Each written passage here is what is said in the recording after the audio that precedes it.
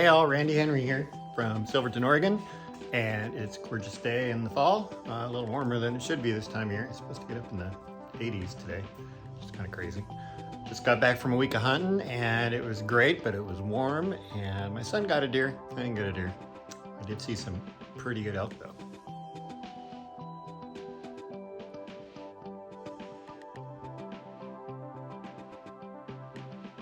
I didn't have an elk tag, so none of that stuff. Anyway, I am working on the top.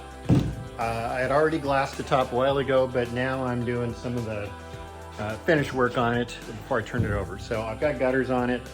I used 1/2 inch marine ply, 1 inch strips, stacked them up. So I've got a 1 inch gutter all the way around. A couple of outlets on the back end. Just 1/2 inch high on the front end. And once I get the fillets done on the inside, because I'm going to run fillets down the entire inside, both to protect the wood, the edge grain of the plywood that I used, but I'm also doing it so when I fiberglass the bottom, I can wrap it around the sides and back onto the top for a little extra protection. So I'm using, I think it's only 4 ounce on the bottom. I'll wrap that around the edges and get that done. So after I got everything laid out here, then I went back with, well, let me show you here. So I basically just cut a number of strips of 1/2 inch plywood, and then I laid them down along the edges, trimmed them to fit. I pre-drilled holes at regular intervals, both to strategically kind of fasten it down to the frame so I can keep the shape as much as possible, and just give it a good firm base, make sure it's all straight. Yeah, so the next thing I need to do is mix up a big batch of peanut butter and do fillets all the way around on the inside. Again, that's to protect the edge grain and give me a smooth surface to wrap that fiberglass around. I'm also got a little bit of seams left down the middle where the laminates came together, so I'll do some fairing work on that. I'm gonna let that cure overnight because I want that really good and solid, and then I'll flip it over tomorrow and put the fiberglass, 4 inch fiberglass on the bottom. That's not gonna be rocket science. That should be pretty easy to get done. It's just gonna be a couple hours of work. Let that cure, do some more sanding, flip it over, carry it back, put it on the boat. Okay, here's the more finished product anyway. I've got the edges on. I have a little rain gutter outlet there. That'll be after the overhang.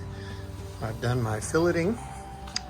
I have sanded from 40 grit up to, I don't know, 80 or 120, depending where it is. And now I'm gonna wash it down with ammonia water and prep it for a coat of, well, several things. I need to go around and do just straight epoxy on all the edges, and then I'll start coating the center part with thickened epoxy. All right, the building form is empty because I have flipped the roof on its top with the help of my dear sweet wife Diana, and I am getting ready to fiberglass it. So I've got the 4 ounce fiberglass weave laid out, cut to length, and now I'm rolling it back onto a cardboard tube for easy application. All right, I've got the 4 ounce fiberglass coating on, and I did the layer of epoxy underneath the fiberglass, layer on top. This particular glass took a lot of effort to wet out, being a tight weave, 4 ounce, but I got it there using a combination of roller and a rubber scraper thing, basically a drywall trowel, and it worked really well. Got it together. But I'm going to now wash it down with ammonia water and give it one more coat. And I've got to tell you, this was one of the hardest fiberglassing jobs because there's just, you can't just walk between. I suppose if I stood it up on end, it'd be easier. but then you'd have had drips and runs and stuff.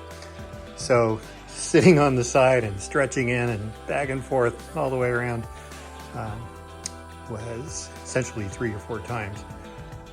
My butt hurts today. All right, there it is, the finished product. Of course, it's not quite finished, needs more sanding. But I'm going to take care of the sanding when it's on top. It might be a little easier now, but I need to clear out the garage. So now I have to figure out how to get this on top of the boat. And I'm thinking about doing a, little bit of mechanical advantage to get it on top of my truck, back the truck up to the boat, and then pass it on over. So we'll see how that works.